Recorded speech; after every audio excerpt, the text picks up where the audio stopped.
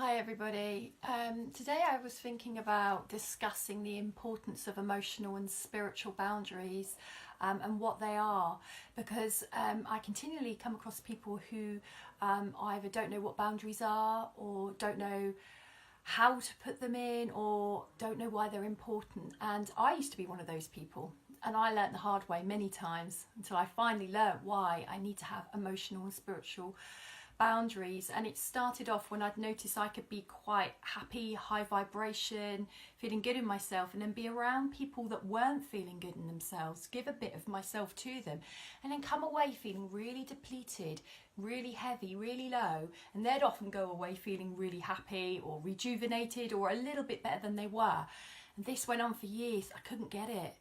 And I started to feel all kinds of resentment and frustration, and I felt like I was being vampired, having my energy siphoned off. And then I realised I wasn't protecting myself. It wasn't their fault or anything they'd done.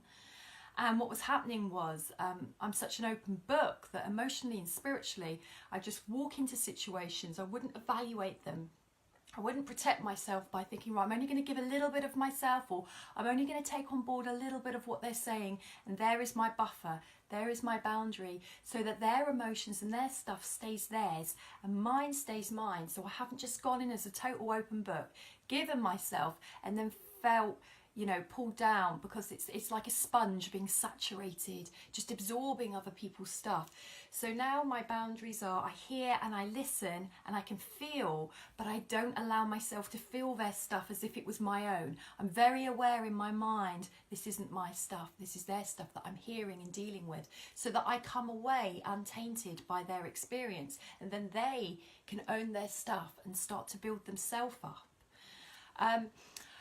I think the spiritual boundaries come in there because it is one of those unseen things. It's like an energy exchange between two people where, it's always an exchange between two people, but it's like very much keeping my energy for me. So I now give less of myself, and I come away feeling really good still. And that person still gets something from me, but it isn't my energy, because it's for them to bring their own energy up.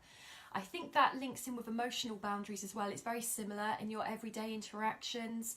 When we feel drained, when we feel heavy around other people, it's because we're giving too much of ourselves. We're too invested in the outcome of what they're going through. So it's about knowing that other people's stuff is their stuff. You can be alongside them, but instead of giving 80% of yourself to that person, you give 20%. And a lot of people struggle with that. Oh, I feel selfish. I feel really bad. I'm used to giving so much, but that is the problem. We're only meant to give a part of ourselves to support people, not all of ourselves.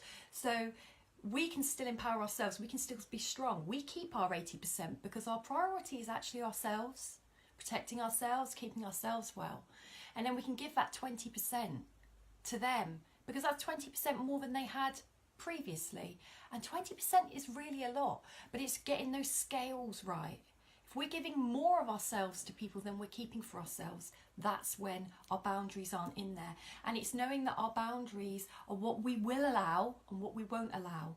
And what we allow with other people with no boundaries is actually teaching them how they can treat us. We've got no boundaries, it's a free-for-all. If we have certain boundaries, like being firm, like, no, I'm going to say no to that today, I don't feel like it, and not explain ourselves, not justify, just a simple no, that is our boundary. That person knows how much they can expect from us and how much they can't, and that's okay.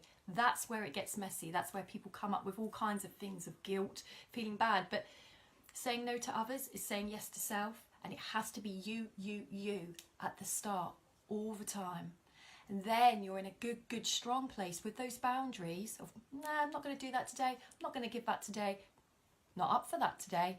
That is where the line is. And that person knows then what they can and can't expect from you. Get those boundaries in at the start. Look them up online, what healthy boundaries are.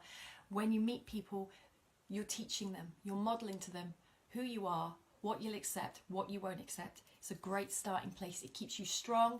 It keeps your energy as upbeat as it can be, and it keeps your energy for you, not just giving with little in return.